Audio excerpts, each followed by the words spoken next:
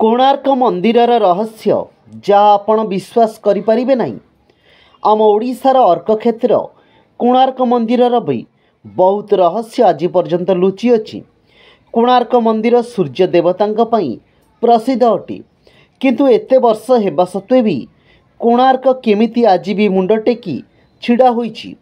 कोणार्क मंदिरर तैयारी हेबार रहस्य कौन थिला, एही बळी आज आमी आपणको कोणार्क मंदिर सह जड़ित किछि रहस्यपूर्ण कथा कहबू। कोणार्क मंदिर निजर कारुकार्य पई पूरा विश्व रे प्रसिद्ध अटे।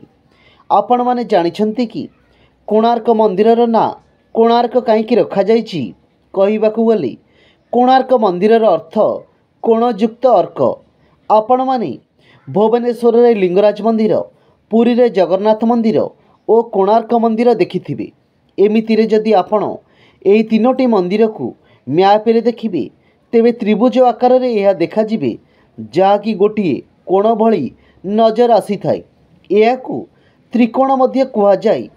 जेहेतु सूर्य मंदिरर क्षेत्र अर्क क्षेत्र, सेतिपाई एहार ना कोणार्क रखा जाइछि। आपण माने कोणार्क मंदिर रे चारिपटे बहुत प्रतिमूर्ति देखिथिबे। कुहा जाय कि देश रे जेउ 120 नृत्य कला अछि, कोणार्क मंदिरर चारिपार्श्व रे एही नृत्य कला को ही प्रदर्शित करा जाइछि। एते वर्ष पर भी एही मंदिर मुंड टेकी केमिति छिड़ा होइछि, एही कथा को नहीं हुए तो अनेक लोकंक मनरे बहुत किछि प्रश्न उंकी मारुथिबो। कहि देउछि कि सेही समय रे कारीगर माने पत्थर को जोड़ी रखिबा पई सेमाने पत्थर रे टांक मारुथिले। पत्थर भितरे सेमाने लुहार गोटिए टांक पुराउथिले और अन्य पत्थर सह मिसाई देउथिले। एमितिरे पत्थर भांगिले भी एही टांक छाड़िबो, नचेत यह वर्ष मंदिर रहस्यमय चुंबक विषय रे आपण समस्ते जानिथिबी। मंदिर रे पत्थर और लुहारे तैयारी होइथिला। एमितिरे एही चुंबक कारणरू एही लुहा और पत्थर गुड़िक निज निज स्थान रे रहउथिले। एही चुंबक मंदिर को कंट्रोल करी रखुथिला, किंतु किछि समय पर चुंबकटी चोरी होइगला।